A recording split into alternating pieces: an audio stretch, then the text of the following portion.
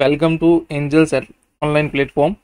आज के video lecture के अंदर अपन अप्रैल मंथ के मेगा टेस्ट का सॉल्यूशन देखेंगे। Let's see. First question is the potential at point P due to an electric dipole is this if P is at a distance of 50 cm apart from center O of the dipole CP, makes an angle 60 with the what is the moment of the dipole. तो moment of the dipole आपको बोला है तो उसके according अपन क्या कर सकते हैं। डायपोल मोमेंट का फॉर्मूला है V is equal to KP cos theta upon R square. तो P को सब्जेक्ट बनाओ तो V R square upon K cos theta. तो P is equal to what is V 1.8 into 10⁵ R square मतलब 50 centimetre 50 into 10⁻² का square upon K 9 into 10⁹ into cos 60 मतलब sin 30 1/2। Value put करोगे आप तो P मिल जाएगा 10⁻5 coulomb into metre. Option number D is your right answer. Okay, next. The electric dipole of dipole moments 1.2 into 10⁻30 centimeter and 2.4 into 10⁻30 centimeter placed in two different uniform electric field of strength this and this, the torque will be। तो देखो दो dipole moment और दो electric field दिया है आपको। तो τ1 is equal to P1 τ2 is equal to P2 तो 1/x is equal to P1 क्या है 1.2 इंटू 10⁻30 P1 5 इंटू 10⁴। ऐसे ही P2 क्या है 2.4 इंटू 10⁻30 और P2 है 15 इंटू 10⁴। इन दोनों का आप सॉल्व करोगे तो 1/x इज इक्वल टू 1/6। आपको पूछा है x तो x इज इक्वल टू क्या आ जाएगा आंसर 6। ऑप्शन नंबर ए आपका राइट आंसर है। Now see third one.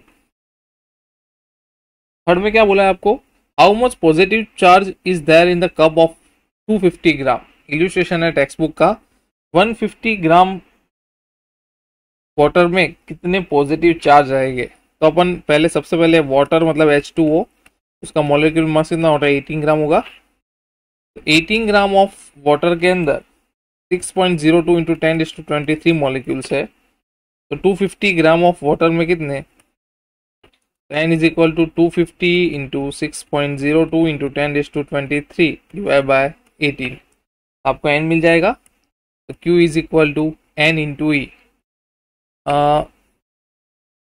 How much positive charge is there in the cup of water. तो n इंटू ई करोगे, लेकिन वाटर पॉजिटिव चार्ज बोले तो H2O जितने इलेक्ट्रॉन हो गए उतने प्रोटॉन हो गए पॉजिटिव चार्ज। तो ऑक्सीजन का 8 H2 मतलब 2। तो यहाँ पे आप क्या करोगे 10 से मल्टीप्लाई करोगे। ये स्टूडेंट नहीं करते हैं तो ध्यान रखना। 10 इंटू n इंटू ई आपको पता है n मिल गया और 10 से आप मल्टीप्लाई करोगे तो आपका आंसर मिलेगा 1.34 into 10⁻7 coulomb. Option number C आपका राइट आंसर है। फोर नंबर का आपको ग्राफ बोला है the variation of potential versus radius. Potential versus radius का ग्राफ क्या है तो अपन ने इसके डिस्कस किया था।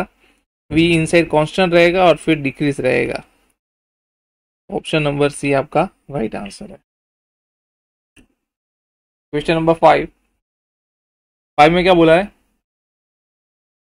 A hollow cylinder has a charge q coulomb within it. Phi is the flux voltmeter associated with the curve B. तो total phi net is equal to phi A plus B plus C। A और C का जो flux है वो same रहेगा। दोनों देखो cross section part पे है ना। तो phi A is equal to phi C। तो इसका क्या हो जाएगा 2 phi A plus phi B। तो phi A को मैं सब्जेक्ट बनाऊँ तो क्या हो जाएगा phi net minus phi B और 1/2 हो जाएगा। यहाँ पे phi A को मैं सब्जेक्ट बनाऊँ तो phi net minus phi B by 2। What is the phi net? According to Gauss तो sigma q by epsilon not. तो q by epsilon not by phi। तो आपका राइट आंसर है ऑप्शन नंबर क्या होगा इसके according 1/2 Q by epsilon 0 minus 5। Option number D आपका right answer है। 6 वाला देखो, the diagrams below show the region of equipotential, a positive charge move to A to B each diagram। तो उसके क्या रहेगा, तो आप ध्यान से अगर फिगर देखो तो इसका पीडी 20 है, इसका 40 है, 20 40 10 30 20 40। तो हर एक फिगर के अंदर पोटेंशियल का डिफरेंस है delta V is equal to V2 minus V1। तो कि क्या हो रहा है 40 माइनस 20 इज इक्वल टू 20। तो 40 माइनस 20 40 माइनस 20 30 माइनस 10 और 40 माइनस 20 मतलब क्या आंसर आ रहा है 20 वोल्ट। मतलब हर एक में सेम आ रहा है। तो आपका क्या रहेगा, in all the 4 cases the work done is same. Option number A is your right answer. Okay, next is 7 number, the electric potential V at point O xyz, the space is given this V is equal to 4x square, the electric field is this। तो E is equal to minus formula है dV upon dx minus d by dx of V is equal to 4x square. तो यहाँ पे क्या आएगा minus 8x और x is equal to में, क्योंकि देखो यहाँ पे 102 बोला है तो x is equal to यहाँ पे 1 पुट करो तो आंसर क्या आएगा माइनस 8। तो क्या आएगा 8 अलॉन्ग नेगेटिव x एक्सिस। 8 का आंसर क्या है, सॉरी 7 नंबर है, तो 7 का आंसर है A, 8 along the negative x axis. 8 number का देखो, 8 नंबर में क्या बोला है, the duration of deuteron and alpha particle about 1 angstrom apart in that magnetic intensity of electric field due to deuteron at alpha particle. तो deuteron की वजह से इलेक्ट्रिक फील्ड बोला है तो ई का फॉर्मूला है KQ अपन R स्क्वायर। ड्यूटेरियन का चार्ज मतलब इलेक्ट्रॉन का चार्ज, प्रोटॉन का चार्ज 1.6 इंटू 10⁻⁹। तो के आपको पता है, Q 1.6 इंटू 10⁻⁹। एंड उन दोनों का डिस्टेंस कितना बोला है 1 एंगस्ट्रॉम मतलब 10⁻10 का स्क्वायर। मतलब ई कितना होगा 1.44 इंटू 10⁻11। ऑप्शन नंबर सी।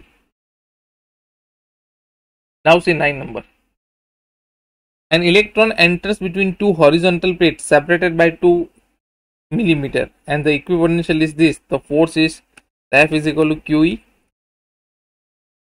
E, क्योंकि मुझे PD दिया है तो V is equal to ED, तो E is equal to V by D होगा। Q कितना है 1.6 इंटू 10⁻⁹, V 1000 अपन D 2 मिलीमीटर, F is equal to 8 into 10⁻⁻40 newton. Option number B. 9 में क्या आएगा ऑप्शन नंबर बी।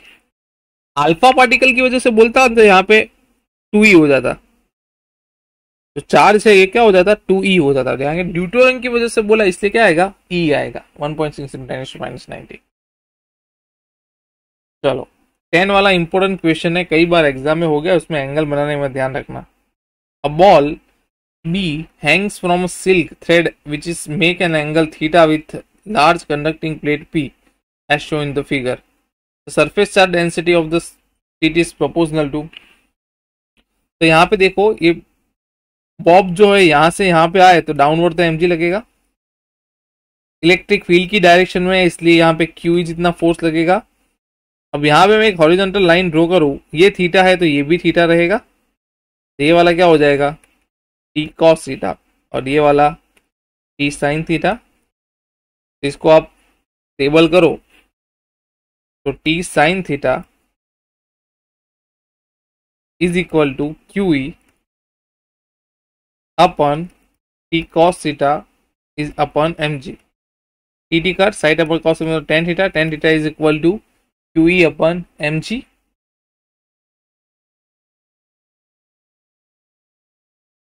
ई बराबर क्या होगा सिग्मा बाय 2 एप्सिलॉन या फिर सिग्मा बाय एप्सिलॉन नॉट, दोनों की वजह से, दोनों प्लेट की वजह से ई का फॉर्मूला है। तो tan theta is proportional to sigma. आपको क्या बोला the surface charge density is proportional to क्या आएगा tan थीटा। बाकी ये tan थीटा कई बार ये भी फॉर्मूला सीधा अप्लाई होना तो होता है, ध्यान रखना। tan theta is equal to QE upon mg कई बार एग्जांपल के अंदर। 11 नंबर, 11 में क्या बोला आपको V is equal to 3x square by 2 minus y square by 4 x and y in this the potential 1B। तो E is equal to मतलब V आपको दे दिया है, देखो V का फॉर्मूला दे दिया है, तो E is equal to क्या होगा माइनस dV अपन dx। चलो 3/2 as it is, x square का डिफरेंशिएशन 2x, इसका तो 0 हो जाएगा विथ रिस्पेक्ट टू x, इसलिए ये कितना हो जाएगा 6x, लेकिन क्या आएगा माइनस है, सॉरी 3 आ जाएगा, 2 कर तो यहाँ पे क्या आ जाएगा, ये 3 आ जाएगा। ओके तो -3x और x इज इक्वल टू 1 पे बोला है तो -3 ये हो गया। तो E Y is equal to -2y/4, इसका 0 हो जाएगा अब, तो -y/2, y इज इक्वल टू -2 पुट करते हैं यहाँ पे ये 2 वाला, तो क्या हो जाएगा -2/2 मतलब -1, तो आंसर क्या आया -3i। ओके यहाँ पे देखो, एक तो ये माइनस आ गया और ई वाई का ऑलरेडी फॉर्मूला माइनस है ना, -dv/dx, तो ये माइनस माइनस प्लस हो जाएगा, तो -3i + 1j, -3i + 1j, option number B आपका राइट आंसर है 12 नंबर का। 12 में क्या बोला है, the electric potential at P due to charge is this and 50, तो क्या होगा, V is equal to KQ/R, V दे दिया है, कितना है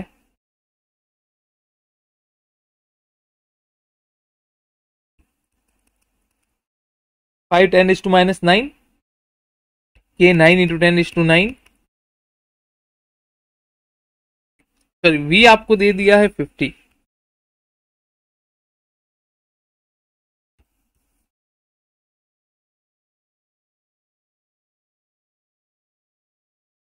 V 50 है, K 9 × 10⁹, Q कितना है 5 × 10⁻⁹ अपन R, यहाँ से R आपको R को सब्जेक्ट बनाओगे तो 0.9 मीटर मतलब 90 centimetre, option number C. Now see 13 number, +6 two charge are repelling from each other with 12 Newton. If the charge is -2 coulomb is added.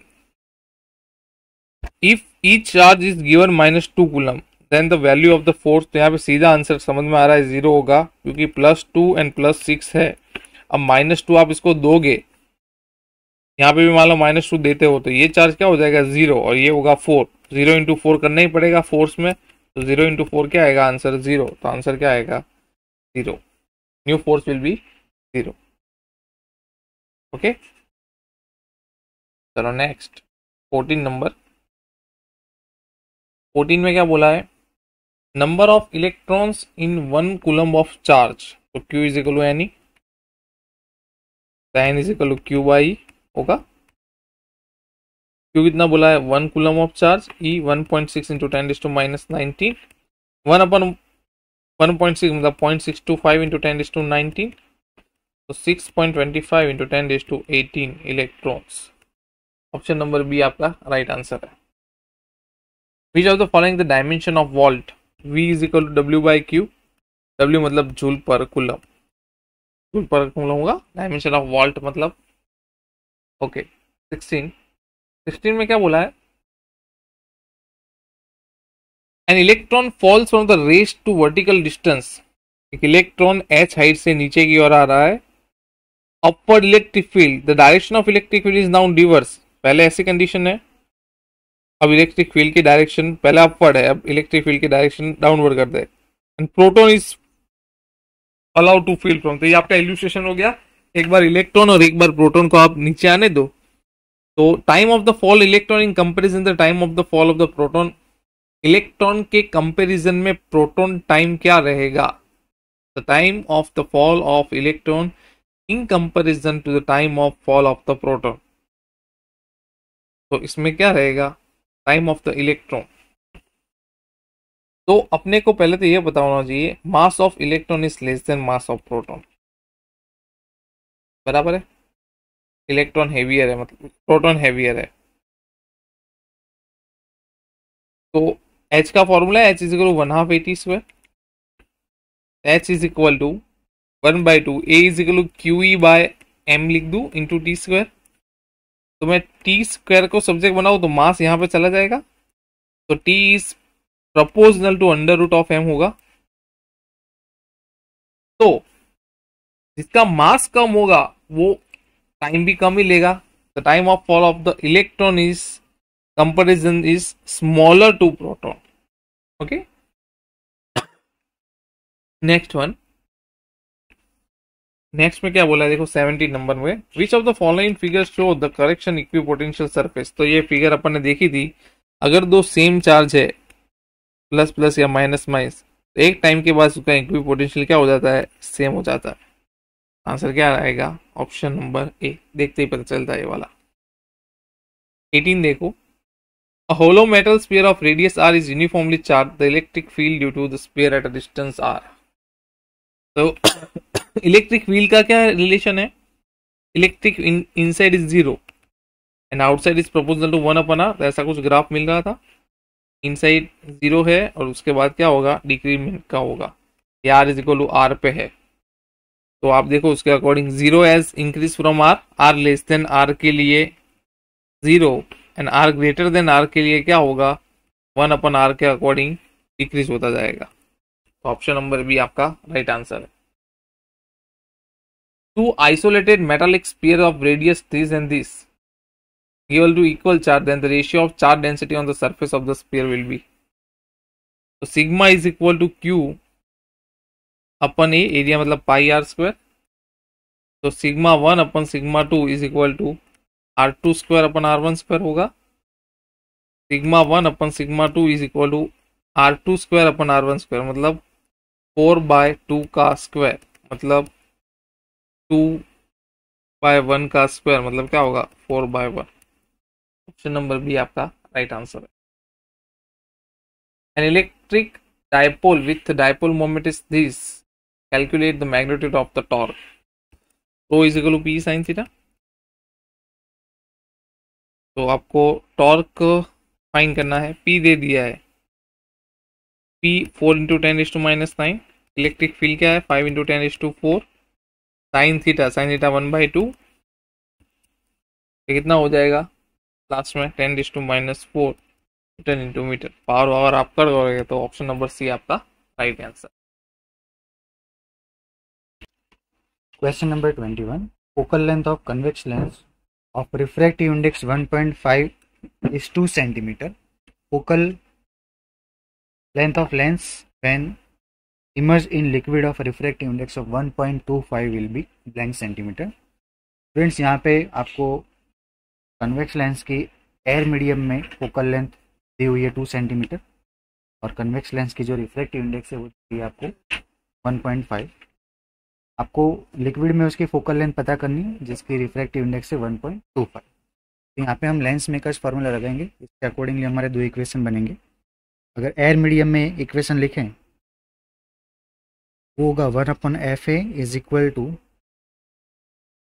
N2 minus N1/N1. Next bracket में आएगा 1/R1 minus 1/R2. और liquid medium में अगर हम focal length का formula लिखें according to lens makers formula तो वो बनेगा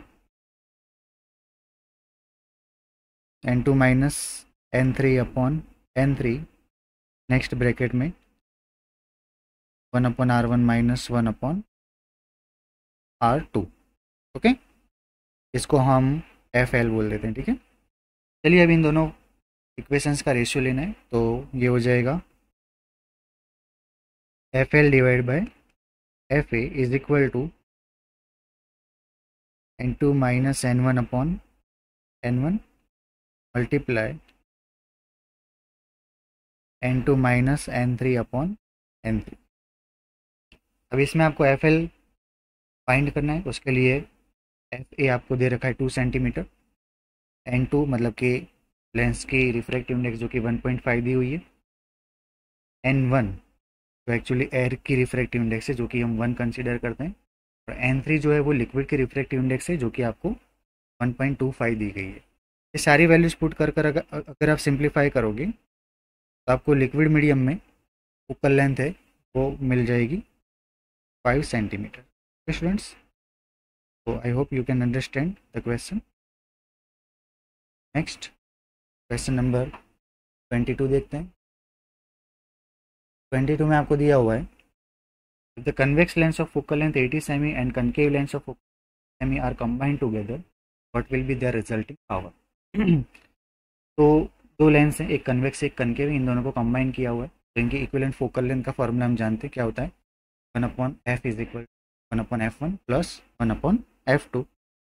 तो उसको यूज़ करेंगे 1/f is equal to 1/f1। f1 मतलब कन्वेक्स लेंस की फोकल लेंथ जो कि आपको 80 सेंटीमीटर दी हुई है, जो कि हम पॉजिटिव लेंगे। f2 मतलब कनकेव लेंस की फोकल लेंथ जो कि आपको 50 जो हम नेगेटिव लेंगे। इसको सिंप्लीफाई करने पे 1/f की जो वैल्यू है वो आपको मिलेगी 30 - 30 डिवाइड बाय 4000। ठीक,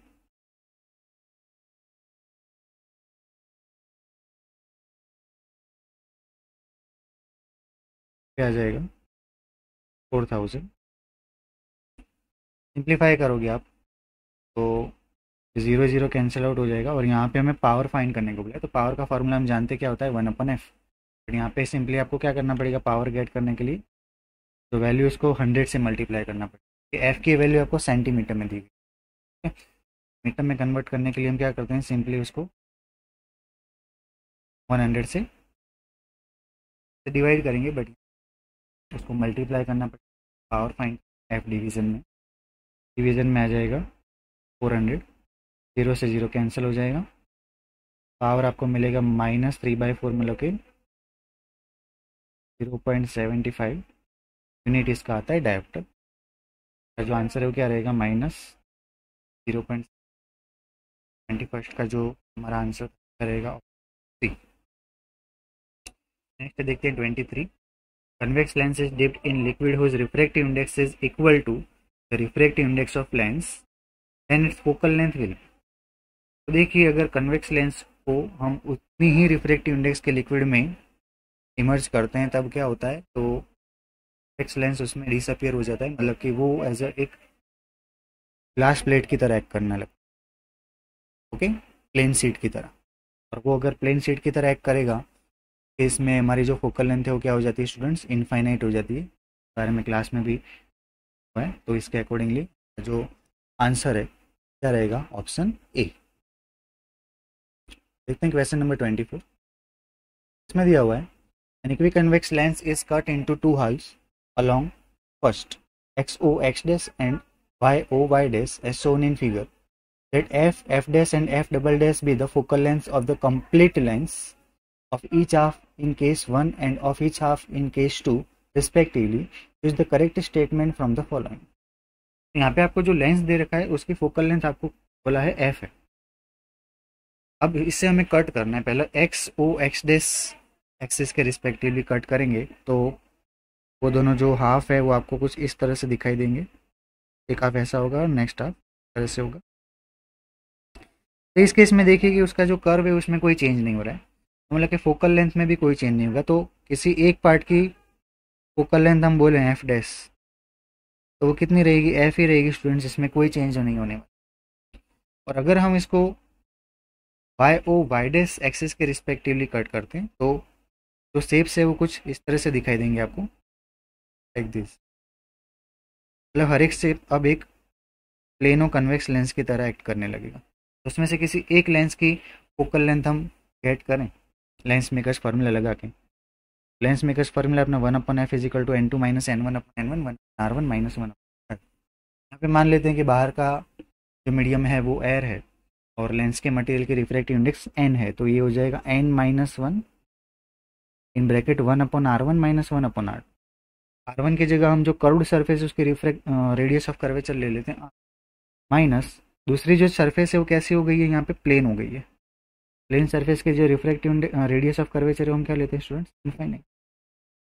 तो इसको इन्होंने सिंबल में एफ डैश लिखा हुआ है तो हम भी एफ डैश लिखें, तो 1/f dash is equal to क्या मिलेगा, n-1 डिवाइड बाय ये 1/इनफाइनाइट वाला टर्म हो। अब ये जब पूरा लेंस था तब उसकी फोकल लेंथ इसी तरह से अगर हम गेट करना चाहें तो क्या होगा, 1/f is equal to n-1 1/r1 - 1/r। दोनों तरफ की रेडियस ऑफ कर्वेचर सेम होगी, और अगर साइन कन्वेंशन का अपन यूज़ करेंगे हो जाएगा 1/r प्लस 1/r, मतलब कि 2/r, राइट, 2/r। तो 1/f इज इक्वल टू हमें क्या मिलेगा, तो 2 in bracket n-1 divide by आर। अब एफ डबल डैश और एफ को कंपेयर करोगे तो वो हमें एग्जैक्टली उससे डबल मिलेगा, तो F double dash is equal to 2 into F. Okay, तो दिस वे उसको Y O Y dash axis के रिस्पेक्टिवली कट करेंगे, फोकल लेंथ जो एक्चुअल फोकल लेंथ है उससे डबल हो जाएगी। अगर एक्स ओ एक्स डैश के रिस्पेक्टिवली कट करेंगे तो फोकल लेंथ है वो क्या हो जाएगी, तो है वही रहेगी, क्योंकि उसमें कर्व बिल्कुल भी चेंज नहीं हो रहे हैं। तो इसके अकॉर्डिंगली हमारा जो आंसर है वो क्या रहेगा, एफ और 2 F dash is equal to F और F double dash is equal to 2 F. तो ऑप्शन डी है वो क्या रहेगा correct answer. I hope next question देखते हैं, क्वेश्चन नंबर 25 में आपको बोला an astronomical telescope of 10-fold angular magnification has length of 44 cm, पर length of objective is blank cent. देखिए यहाँ पे टेलीस्कोप का क्वेश्चन है, इस वाले सॉल्यूशन को मैं यहाँ पे करूँगा। टेलीस्कोप के लिए मैंने आपको मैग्निफिकेशन और ट्यूब लेंथ दोनों फार्मूलाज लिखवाए हुए हैं। ट्यूब लेंथ का फार्मूला था L is equal to F O plus F E. आपको ट्यूब लेंथ दे रखी है, ट्यूब लेंथ आप देख सकते हैं 44 सेंटीमीटर, ठीक है। तो एल की जगह हम ले लेंगे 44 centimetre. 44 is equal to F O plus F E. Magnification का formula F O divide by F E, जो कि आपको 10 दे रखा है। 10 is equal to F O divide by F E. हमें ऑब्जेक्ट की फोकल लेंथ पता करनी है, तो हम एफ ई को सब्जेक्ट बनाएं, तो F E is equal to हो जाएगा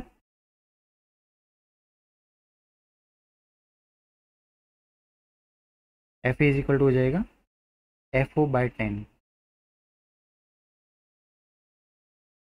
इस एफ ओ को एज इट इज रखेंगे, यहाँ पे आ जाएगा 44। सिंप्लीफाई करने के लिए आप 10 को एलसीएम ले लो, फिर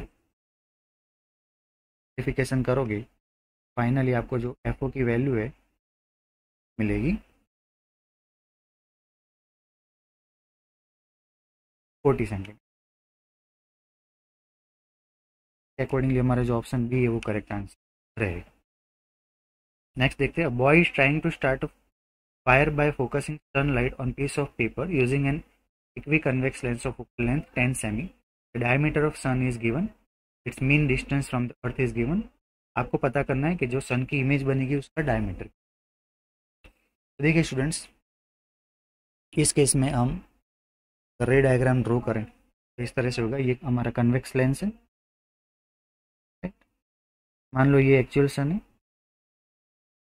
और सन की इमेज हम जानते हैं कि पे बनेगी तो फोकस पे बनेगी।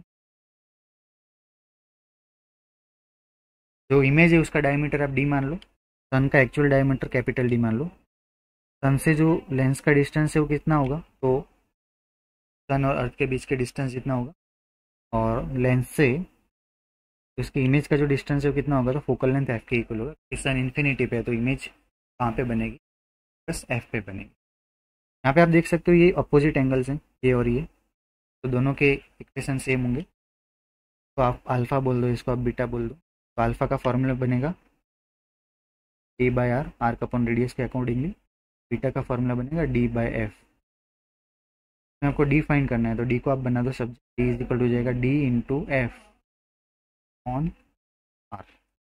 इसमें कैपिटल डी सन का डायमीटर है, स्मॉल एफ फोकल लेंथ है लेंस की, और कैपिटल आर मीन डिस्टेंस है अर्थ और सन के बीच का।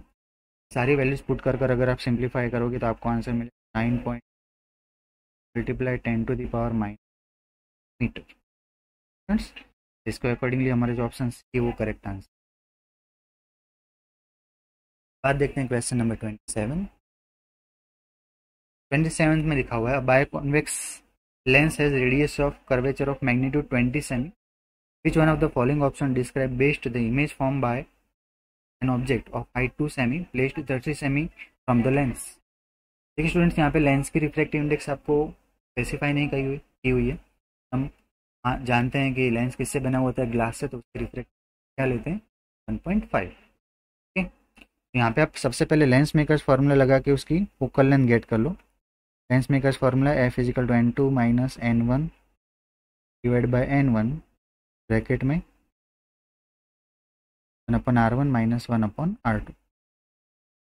दोनों तरफ की रेडियस ऑफ कर्वेचर आपको सेम दी हुई है, और n2 की जगह हम 1.5 और n1 की जगह 1 लेंगे, ये हो जाएगा 0.5। 1/r1 plus 1/r1 minus 1/r2 को हम 1/r प्लस 1/r बोल देंगे, मतलब कि वो हो जाएगा 2/r, और r आपको दे रखा है 20 सेंटीमीटर। सिंप्लीफाई करने पे फोकल लेंथ आपको 20 सेंटीमीटर। अब आपको क्वेश्चन में ऑब्जेक्ट डिस्टेंस दे रखा है, कितना दे रखा है 30 सेंटीमीटर। फोकल लेंथ हमें मिल चुकी है, तो क्या हम वी गेट कर सकते हैं? वी के लिए हम अपना जो लेंस फॉर्मूला है वो लगाएंगे, UF upon U plus F.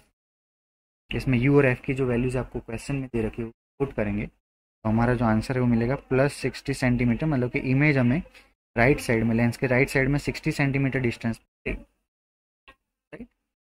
अब इमेज की जो हाइट है वो अगर हम गेट करें, के लिए हमें मैग्निफिकेशन के दोनों फार्मूलाज को कंपेयर करना पड़ेगा। एक फार्मूला है h डैश अपॉन h, दूसरा फार्मूला है v बाई u। को कंपेयर करने पे हमें h डैश की जो वैल्यू है मिल जाएगी 4 सेंटीमीटर, वो नेगेटिव मिलेगा अगर हम साइन कन्वेंशन। तो इन दोनों रिजल्ट्स को अगर हम कंसिडर करें, v की वैल्यू 60 सेंटीमीटर और h की वैल्यू -4, तो जैसे हमें ये पता चल रहा है कि जो इमेज है वो रियल और इन्वर्टेड है। ठीक है, और उसकी जो लेंथ है वो कितनी होगी सेंटीमीटर। देखिए इसके अकॉर्डिंगली हमारा कौन सा answer set, option C set हो रहा है, real inverted and height is 4 centimetre. 27 में आंसर क्या आएगा, option C. Number 28, the refracting angle of prism is A and refractive index of material of prism is cot A/2, the angle of minimum deviation. तो इसके लिए हम prism के refractive index का formula लगाएंगे, n2 is equal to sine A plus delta m/2 upon A/2। तो n2 की जगह हमें दे रखा है cot A/2, रिफ्रैक्टिव इंडेक्स है प्रिज्म की। फॉर्मूला लगाएंगे, n2 is equal to A sine A plus delta m/2 upon sine A/2। n2 की जगह हमें ले लेना है cot A/2 साइन A, तो आपको A ही दे रखा है, प्लस डेल्टा m को हम सिंपली यहाँ पे डेल्टा लिख देते हैं, divide by 2 upon sine A/2। Cot को हम कॉस अपॉन साइन लिख सकते हैं, cos A/2 upon sine A/2, और साइन A/2 दोनों तरफ से कैंसिल आउट हो जाएगा, तो क्या बचेगा cos A/2 equal to sine A plus delta divide by 2। चलिए कॉस को साइन के फॉर्म में लिखते हैं, क्या लिख सकते हैं, साइन π/2 माइनस थीटा, मतलब कि sine π/2 minus A/2 equal to sine A plus delta divide by 2। दोनों एंगल को कंपेयर करेंगे तो हमें मिलेगा pi minus A is equal to A plus delta. Finally delta को सब्जेक्ट बनाने पे आंसर मिलेगा, पाई को हम 180 डिग्री लिख सकते हैं, 180 माइनस A। इसको अकॉर्डिंगली देखें तो कौन सा ऑप्शन सेट होगा, 180 माइनस 2, ऑप्शन बी। 28 में क्या रहेगा, ऑप्शन बी। 29 देखते हैं, the angle of incidence for ray of light at the refracting surface of prism is 45 degree. The angle of prism is given 60. If the ray suffers minimum deviation through the prism, the angle of minimum deviation and refractive index of the material of the prism will be. देखिए students, यहाँ पे भी हमें Prisma के जो formula है उनका use करना है। यहाँ पे मिनिमम डेविएशन की बात हो रही है, मतलब कि आई और ई क्या होंगे, सेम होंगे। आई आपको दे रखा है 45, तो ई की वैल्यू भी क्या हो जाएगी, 45 हो जाएगी। डेल्टा का फॉर्मूला लगा है, delta is equal to the I plus E minus A. I plus E मतलब 45 प्लस 45 90, माइनस ए की वैल्यू हम 60 रखेंगे, डेल्टा की वैल्यू हमें मिल जाएगी 30। प्रिज्मा की रिफ्रैक्टिव इंडेक्स गेट करने के लिए हम आगे के क्वेश्चन में जो फॉर्मूला यूज़ किया वही करेंगे।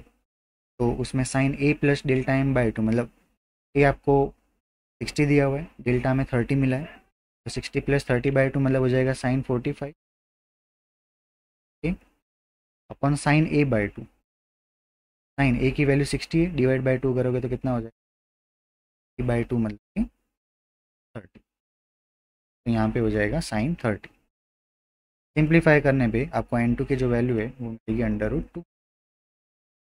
तो डेल्टा 30 और refractive index under root 2, accordingly हमारा जो आंसर है वो क्या बनेगा, 30 n√2, मतलब कि ऑप्शन ए। फ्रेंड्स देखते हैं next 30। Thin prism having refractive angle 10 degree is made of glass of refractive index 1.42. This prism is combined with another thin prism of glass of refractive index 1.7. This combination produces dispersion without deviation. The refracting angle of second prism is small prism angle की बात हो रही है students, और dispersion without deviation की condition दी हुई है। यहाँ पे ये तभी पॉसिबल है जब दोनों के एंगल ऑफ डेविएशन क्या होंगे, इक्वल होंगे। तो स्मॉल प्रिज्म एंगल के लिए डेल्टा का फॉर्मूला मैंने लिखवा है A into N minus one. Delta one is equal to ले लेते हैं A one into N one minus one, और delta two is equal to ले लेते हैं A two N two minus one. A one आपको दे रखा है 10 डिग्री, एन वन आपको दे रखा है 1.42 माइनस वन, ए टू हमें गेट करना है, एन टू की वैल्यू दे रखी है 1.7 माइनस वन। सिंप्लीफाई करने पे आपको ए टू की जो वैल्यू है वो मिलेगी 60, मतलब कि यहाँ पे हमारा जो करेक्ट आंसर है वो क्या रहेगा, ऑप्शन ए। देखते हैं क्वेश्चन नंबर 31। बोला a light ray is incident perpendicularly to one face of 90 degree prism and totally internally reflected at the glass air interface. If the angle of reflection is 45 degree, we conclude that the refractive index is। तो students हम condition जानते हैं total internal reflection की, कि theta जो है वो greater than सी होना चाहिए। मैं दोनों तरफ आप साइन को ले लो, साइन थीटा क्या हो जाएगा, ग्रेटर देन साइन सी। अब थीटा आपको क्वेश्चन में दिया हुआ है, आपको दिखाई दे रहा है 45 डिग्री, ठीक है। यहाँ पे हम ले लेंगे sine 45 degree should be greater than, sine C का फॉर्मूला था 1/n। साइन 45 की वैल्यू क्या रहेगी, 1/√2।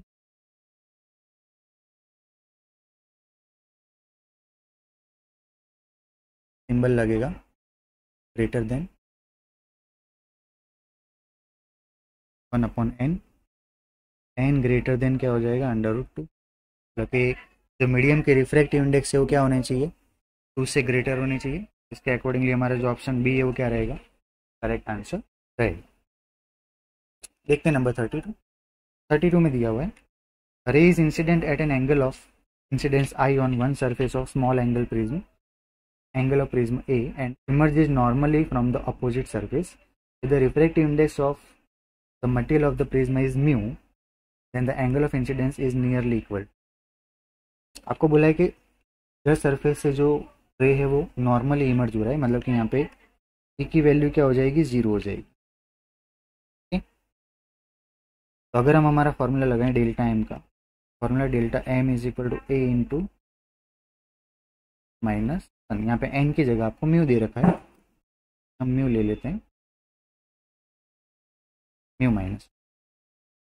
चलिए इसमें क्या करना है आप देखिए, तो अगर हम हमारा ये वाला फार्मूला लगाए I plus A is equal to A plus delta, E की वैल्यू आप 0 ले लो, आई इज इक्वल टू आपको मिलेगा A plus delta, delta M लिख लेते हैं। डेल्टा एम की जो वैल्यू है वो हम यहाँ पे सब्स्टिट्यूट करेंगे तो हमें आई गेट करना है, तो डेल्टा एम की वैल्यू क्या बनेगी, I minus A equal to A mu minus A, दोनों तरफ से माइनस ए को आप कैंसिल आउट कर सकते हैं, लेवल ऑफ इंसिडेंस आपको मिलेगा ए इंटू म्यू, ए म्यू का कौन सा ऑप्शन, डी।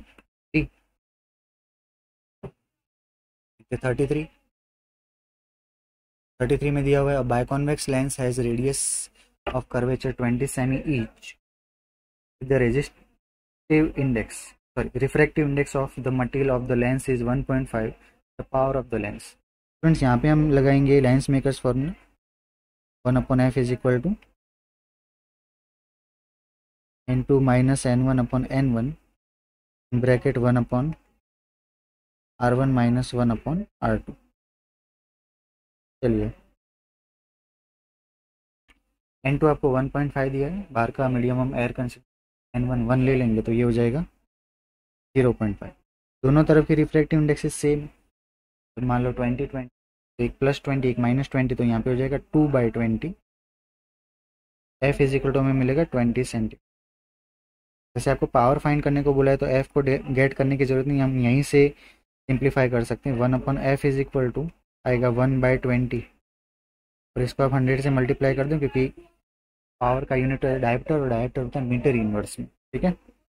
तो 1/f को हम डायरेक्टली p लिख सकते हैं, तो 100/20 मतलब कितना हो जाएगा 5 डायप्टर, तो वो रहेगा प्लस, तो प्लस 5 डायप्टर हमारा आंसर रहेगा, जो कि हमें ऑप्शन बी में दे रखा है। Friends I hope you can understand.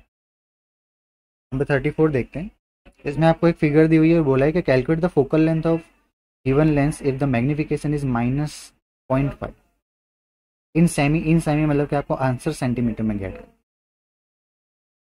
तो मैग्निफिकेशन है -0.5 मतलब -1/2 लिख सकते हैं, और लेंस के लिए एफ और यू का रिलेशन हम एम के फॉर्म में लिखे तो क्या होता है, तो f/f plus you equal to -1/2। में आप फिगर में दे सकते हो कि यू आपको 20 सेंटीमीटर दिया हुआ है, जो कि हम कैसा लेते हैं तो नेगेटिव लेते हैं, ठीक है। हमारा इक्वेशन बनेगा f/f plus U -20 equal to -1/2। Simplify करने पे आपको f की जो वैल्यू है वो मिलेगी 6.67 सेंटीमीटर, 6.66, यहाँ पे आपको ऑप्शन ए में 6.66, यही क्या रहेगा हमारा करेक्ट आंसर रहेगा। देखते हैं 35, in the figure shown here what is the equivalent focal length of the combination of lenses assume that all layers are thin. तो देखिए यहाँ पे आपको 3 लेंस दिखाई दे रहे होंगे, ये वाला जो लेंस है वो फर्स्ट लेंस है, हमारा सेकंड लेंस है, और ये थर्ड लेंस है। फर्स्ट लेंस जो है उसका टाइप देखे तो वो एक प्लेनो कन्वेक्स लेंस, सेकंड वाला कन्वेक्स लेंस है और थर्ड वाला भी प्लेनो कन्वेक्स। हम क्या कर रहे हैं, सबसे पहले ये दोनों प्लेनो कन्वेक्स लेंस की फोकल लेंथ गेट कर लेते हैं, तो हम 1/f1 बोल देंगे, ये फर्स्ट लेंस की फोकल लेंथ है जो थर्ड लेंस की फोकल लेंथ के इक्वली रहेगी, ओके। यहाँ पे हम लेंस मेकर्स फॉर्मूला लगाएंगे, आपको जो लिक्विड से ही लेंस बना है उसकी फोकल लेंथ दी हुई है 1.6, n2 की जगह हम 1.6 लेंगे और n1 की जगह 1 लेंगे, तो हमारा जो n2 माइनस n1/1 की वैल्यू है वो क्या हो जाएगी 1.6 माइनस 1 मतलब कि 0.6। ब्रैकेट में r1 की जगह इनफाइनाइट लेंगे क्योंकि कनकेव लेंस है, -1/r2 की जगह हम ले लेंगे 20। सिंप्लीफाई करने पे 1/f1 हमें कितना मिलेगा, तो -0.6 डिवाइड बाई 20। लास्ट वाला जो लेंस है उसकी भी यही सिचुएशन है, तो उसको हम f3 बोल देते हैं उसकी फोकल लेंथ को, तो वो भी रहेगी 0.6/20। चलिए f2 हमें गेट करना पड़ेगा क्योंकि वो एक कन्वेक्स लेंस, उसके लिए अगर हम लेंस फार्मूला अप्लाई करें तो 1/f2 is equal to focal length radius of curvature हमें 1.5 दे रखी, तो यहाँ पे n2 माइनस n1/n1 कितना हो जाएगा 0.5, और दोनों तरफ की रेडियस ऑफ कर्वेचर 20 है, तो यहाँ पे हो जाएगा 2/20। I hope you can understand. 1/f2 जो है वो बन जाएगा 1/20। अब इक्विवेलेंट फोकल लेंथ का formula 1/f is equal to 1/f1 plus 1/f2 plus 1/f3। 1/f1 की जगह हम ले लेंगे -0.6 डिवाइड बाई 20, और ऐसे दो टर्म होंगे तो इसको क्या कर देते हैं हम 2 से मल्टीप्लाई कर देते हैं, तो 1/f3 भी वही रहने वाला है, प्लस 1/f2 मतलब जाएगा 1/20। तो सिंप्लीफाई करने पे आपको 1/f मिलेगा -1.2 प्लस 1 डिवाइड बाई 20। तो आप रिवर्स करोगे, इन्वर्स करोगे तो फाइनली हमारा आंसर आएगा -100 सेंटीमीटर, मतलब कि जो कॉम्बिनेशन है उसकी वोकल लेंथ क्या होगी -100 सेंटीमीटर। एक डाइवर्जिंग लेंस की तरह एक्ट कर। नेक्स्ट देखते हैं क्वेश्चन नंबर 36। इसमें आपको बोला है कि 3 identical sphere each of mass m are placed at the corner of right angle triangle with mutually perpendicular sides equal to 2 meter, which is given in figure. Taking the point of intersection of the two mutually perpendicular sides as the origin, find the position vector of center of mass. तो यहाँ पे centre of मास का simply आपको formula लगाएं, RCM is equal to m1r1 plus m2r2 plus m3r3 upon m1 plus m2 plus m3। Okay, उसमें एक particle तो कहाँ पे है, ओरिजिन पे, तो उसके जो पोजीशन वेक्टर होंगे वो 0 0 हो जाएंगे, तो हम बाकी के दोनों पार्टिकल्स को कंसीडर करेंगे। मतलब कि m2r2 लें तो कितना होगा, m2 की जगह m और r2 की जगह 0 2 ले लो आप, कि जो पार्टिकल x एक्सिस, m3 की जगह m और के कोऑर्डिनेट्स ले लो 2 0 अपन m1 plus m2 plus m3, मतलब क्या हो जाएगा m प्लस m 3m। इसको सिंप्लीफाई करने पे आपको आंसर मिलेगा 2/3 2/3, और इसको यूनिट वेक्टर के फॉर्म में लिखे तो क्या हो जाएगा 2/3, ब्रैकेट में बचेगा 1, 1 और 1, 1 को हम क्या लिख सकते हैं i caret plus j caret. Okay, तो इसके अकॉर्डिंगली हमारा आंसर हो जाएगा option D 2/3 bracket i caret plus j caret. देखते हैं क्वेश्चन नंबर 37। क्वेश्चन है 3 identical sphere each of mass m are placed at the corner of right angle triangle with mutually perpendicular sides equal to 3 meter each. Taking point of intersection of mutually perpendicular side as origin, the magnitude of position vector of center of mass of the system will be root x meter. The value of x will. तो देखिए ये question भी ऊपर के question जैसा ही, इसमें भी आपको RCM का फॉर्मूला लगाना, बट इसमें आपको वैल्यू भी गेट करना।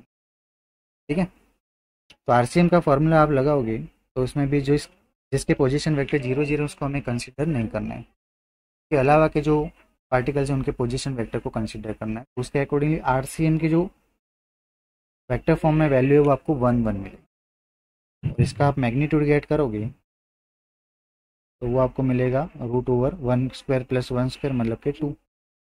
अब यहाँ पे 2 को एज एन x कंसिडर किया हुआ है, x की वैल्यू हमारी क्या हो जाएगी x इज इक्वल टू, ये हमारा आंसर मीटर में आएगा। तो अगर हम √x मीटर से कंपेयर करें तो x इज इक्वल टू हमें क्या मिलेगा 2 मिलेगा, राइट। तो हमारा जो आंसर है वो क्या रहेगा option A 2। 38 The bodies having mass 5 4 and 2 kg is moving at the speed of 5 4 and 2 meter respectively, x axis, the magnitude of velocity of center of mass will। मैं VCM का जो फॉर्मूला है वो लगाएंगे, m1v1 plus m2v2 plus m3v3 अपन m1 plus m2 plus m3।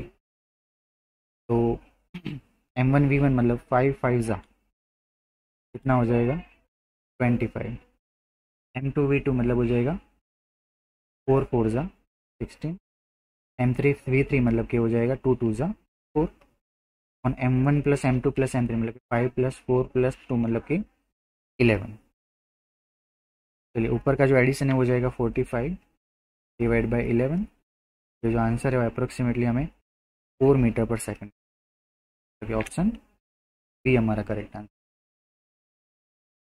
देखते हैं 39 में दिया है two bodies of mass 1 kg and 3 kg have position vector i caret plus 2j caret plus k caret and -3i caret -2 caret plus k caret respective.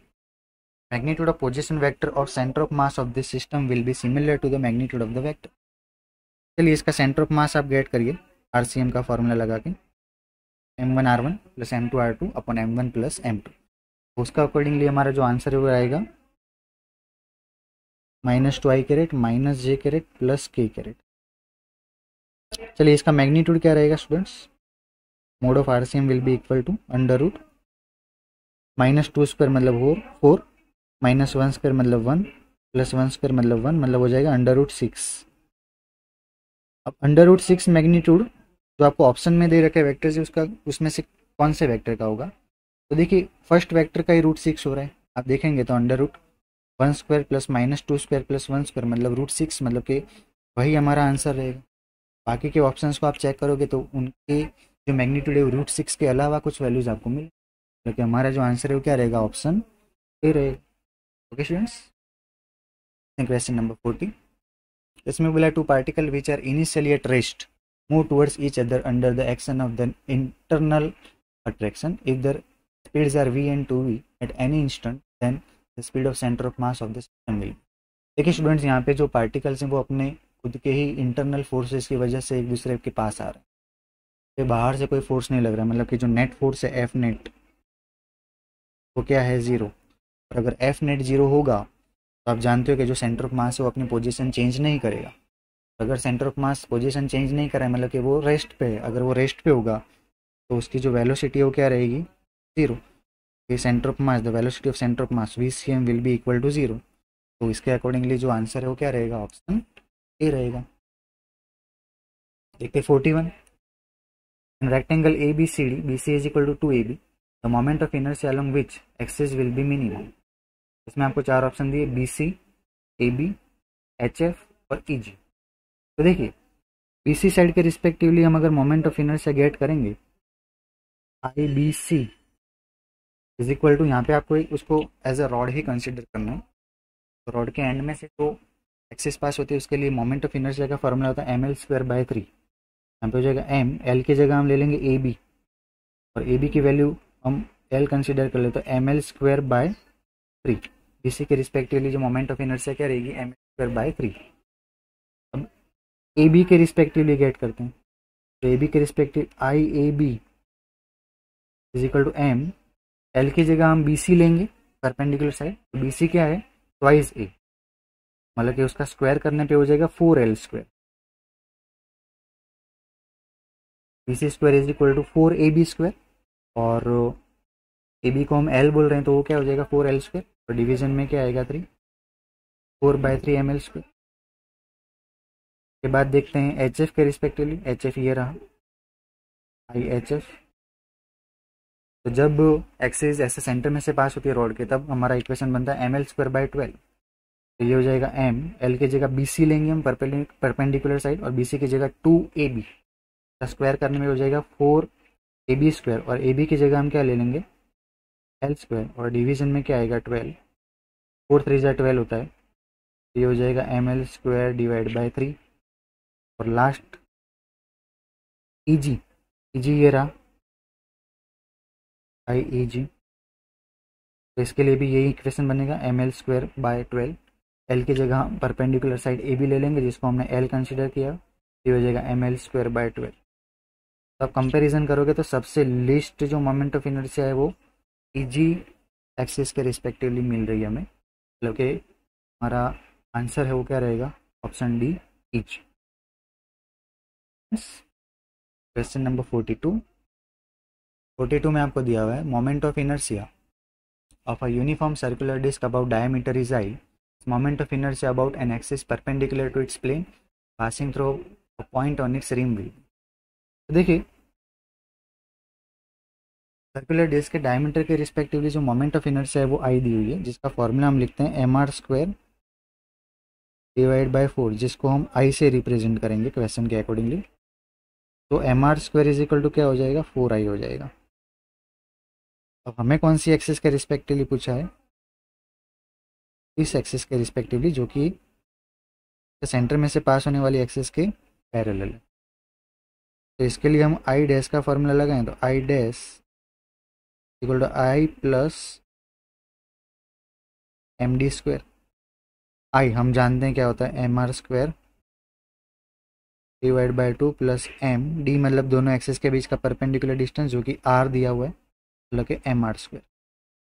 यहाँ पे mr square की values put करोगे तो mr स्क्वायर बाई 2 मतलब कि 4i by 2 क्या हो जाएगा 2i। mr स्क्वायर की जगह हम ले लेंगे 4i, टोटल हो जाएगा 6 इसको अकॉर्डिंगली हमारा जो ऑप्शन बी है वो करेक्ट आंसर रहेगा। फ्रेंड्स देखते हैं number 43।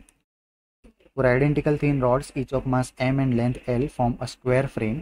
Moment of inertia of this frame about an axis through the center of the square and perpendicular to its plane is। यहाँ पे स्क्वायर आपको कुछ इस तरह से दिया हुआ है और इस एक्सिस के रिस्पेक्टिवली मोमेंट ऑफ ऐड करनी है। आप किसी एक रॉड को कंसिडर करो तो सेंटर में से पास होने वाली एक्सिस के लिए हम मोमेंट ऑफ इनर्शिया जानते हैं, तो इस एक्सिस के लिए हम क्या अप्लाई कर सकते हैं parallel axis theorem. Parallel axis theorem है हमारा ideas is equal to I plus M D square. I मतलब रॉड के सेंटर में से पास होने वाली एक्सिस के रिस्पेक्टिवली मोमेंट ऑफ इनर्शिया जो कि होती है M L square by 12 plus M into D मतलब ये परपेंडिकुलर डिस्टेंस जो कि रॉड की जो लेंथ है उसका हाफ होगा, मतलब कि M L square divide by 2। Simplify करने पे मैं आइडियस की जो वैल्यू है तो आइडियस की जो वैल्यू है सॉरी यहाँ पे 4 आएगा, एल बाय 2 का स्क्वायर करेंगे एम एल स्क्वायर बाय 4 हो जाएगा। ठीक है, सिंप्लीफाई करने पे हमें आंसर मिलेगा 4 M L square divide by 12। अब ये किसी एक रॉड की मोमेंट ऑफ इनर्शिया आ रही है। मैं यहाँ पे 4 रॉड दिए हुए तो इसको क्या करना पड़ेगा 4 से मल्टीप्लाई करना पड़ेगा। 4 से मल्टीप्लाई करने पे फाइनली जो पूरे सिस्टम की मोमेंट ऑफ इनर्शिया है क्या मिलेगी 4 3 जा 12 हो जाएगा, तो हमारा आंसर आएगा 4 M L square divide by 3, मतलब कि 4/3 एम एल स्क्वायर जो कि हमें इस ऑप्शन में दिया हुआ है ऑप्शन डी में। ठीक है, यहाँ पे हमारा जो करेक्ट ऑप्शन है क्या रहेगा, करेक्ट आंसर क्या रहेगा option D. 44 the moment of inertia of uniform circular disc of radius r and mass m about an axis passing from the edge of the disc and normal to the disc is. तो देखिए ये disc centre में से पास होने वाली axis के respectively moment of inertia जानते हैं, इस एक्सिस के रिस्पेक्टिवली पूछा हुआ है। कौन सा फॉर्मूला लगेंगे ideas is equal to I plus M D square. I की जगह हम ले लेंगे M R square divide by 2 क्योंकि ये डिस्क है, प्लस एम इंटू डी मतलब ले लेंगे हम ये वाला डिस्टेंस जो कि आर के इक्वल होगा एम आर स्क्वायर। सिंप्लीफाई करने पे आंसर मिलेगा 3/2 एम आर। बहुत ही सिंपल, ऑप्शन ए हमारा करेक्ट आंसर रहेगा। क्वेश्चन नंबर 45 इसमें बोला है wire is of mass m and length l is bent in the form of circular ring, moment of inertia of the ring will be. देखिए l length के wire को हमने circular ring के form में convert कर दिया, तो L is equal to हम क्या लिख सकते हैं पाई आर लिख सकते हैं। तो इसमें आर को आप सब्जेक्ट बना दो, आर इज इक्वल टू क्या हो जाएगा एल बाय 2। अब इसकी सेंटर में से पास होने वाली एक्सिस के रिस्पेक्टिवली मोमेंट ऑफ इनर्शिया का फॉर्मूला हम जानते हैं क्या होता है I is equal to M R square. ठीक है, आर की जगह आप एल बाय 2 पाई पुट करोगे और उसका स्क्वायर करोगे, आंसर हो जाएगा m upon m multiply l square upon 4 pi square. ठीक है, तो अरेंज कर देंगे तो हमारा आंसर बनेगा 1/4 pi square multiply m L square, मतलब कि ऑप्शन सी जो है वो हमारा करेक्ट आंसर रहेगा। Okay students, I hope you can understand. Thank you.